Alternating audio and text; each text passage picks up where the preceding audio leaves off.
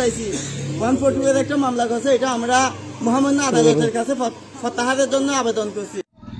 RS মালিক হলো হায়দার আলী মুকবুল আলী। মুকবুল আলী মরণের পরে এমেরা জরিপ হয়। এমেরা জরিপে মুকবুল আলীর ছেলে সিদ্দিক আহমদ এমেরা জরিপে চূড়ান্ত হয়। সিদ্দিক আহমদ মরণের পরে বিয়ের জরিপ হয়। বিয়ের জরিপে সিদ্দিক আহমদ থেকে পুত্র ছিল 8 পুত্র 3 কন্যা। 8 পুত্র 3 কন্যা। এখানে বিয়ের চূড়ান্ত এখানে আছে, দেখেন, আপনারা ভিডিও করে নিতে পারেন। আমরা হলাম মূল মালিক। আদালতের ডিগ্রি আছে। ওরা বদি আলম থেকে জমি ক্রয় করছে। আমরা এখানে ওনার দলিল বদি আলম সম্পূর্ণ নিঃস্বার্থবান হয়েছে যে এইরকম, এখানে আমাদেরকে 10 কোট থেকে আমাদেরকে ডিগ্রি দিছে। তার মানে আরএস বিএস আমরা সম্পূর্ণ এগুলো আমরা যখন চুক করছি তখন আমাদেরকে কোর্ট এটা ডিগ্রি দিচ্ছে।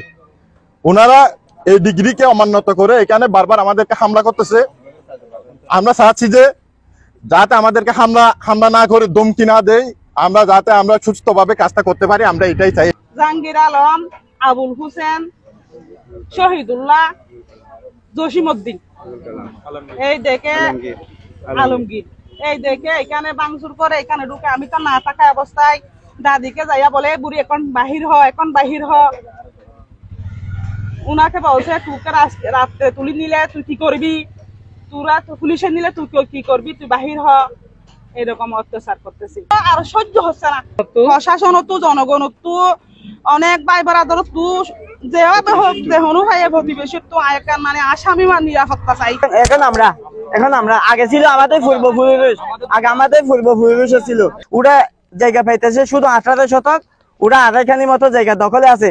এখানে খতিয়ান করতেছে, খতিয়ান করে এখানে আমাদেরকে হয়রানি করতেছে।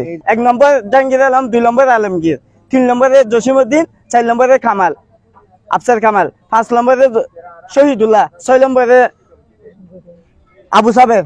একটা সুস্থ বিচার চাই, আমার জানের একটা নিরাপত্তা চাই। জাহাঙ্গীর গ্রুপ তাদের দলবল নিয়ে তারা আমাদের উপর অত্যন্ত জোরে তারা আমাদের উপর জানের হুমকি দিয়ে তারা আমাদের উপর হামলা করে। জসিম আলমগীর জাহাঙ্গীরের তাদের ভাড়া করা গুন্ডা আনিয়া তারা আমাদের উপর যেভাবে হামলা করছে, আমাদের মা বোনদের উপর পর্যন্ত তারা হামলা করেছে। আমরা প্রশাসন আমাদের মাননীয় আদালতের কাছে নিয়েই আমাদের নিয়ে বিচার চাই।